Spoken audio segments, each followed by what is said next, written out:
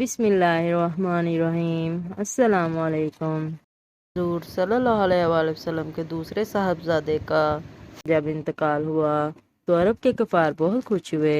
خونی رشتوں کی عرب میں بہت اہمیت تھی، مگر ابو لہب تو آپ صلی اللہ علیہ وسلم کو تکلیف میں دے کر خوش ہوا کرتا تھا۔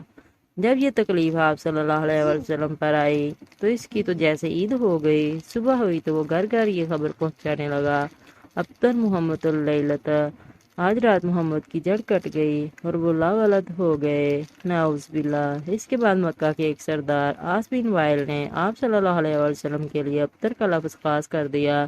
جب بھی کوئی آپ صلی اللہ علیہ وسلم کا ذکر کرتا تو وہ فوراً منہ بنا کر کہتا کہ ان کی کیا بات کرتے ہو، وہ تو ابتر آدمی ہیں، نعوذ باللہ۔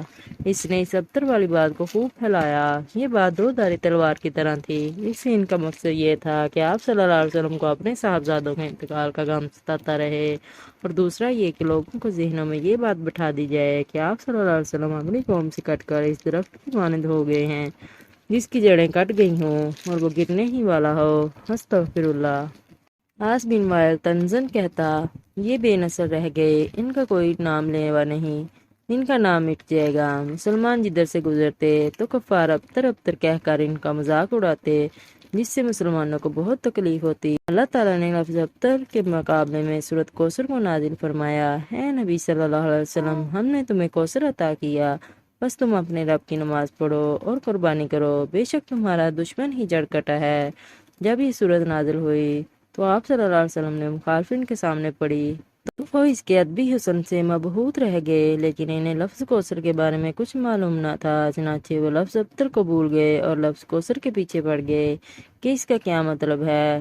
لوگ ایک دوسرے کو پوچھنے لگے کہ یہ کوثر کیا ہے۔ لوگ ماہرین کلام کے آگے پیچھے پھرنے لگے۔ ہر بازار، ہر گلی، ہر کوچہ، ہر محفل میں بس ایک ہی لفظ کی تکرار رہ گئی، لفظ ابتر کے مقابلے میں لفظ کوثر کا صوتی حسن بہت زیادہ ہے۔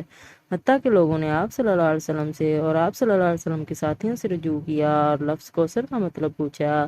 اس طرح لفظ کوثر نے مخالفین کے پروپیگنڈے کے پرخچے اڑا کر رکھ دیے۔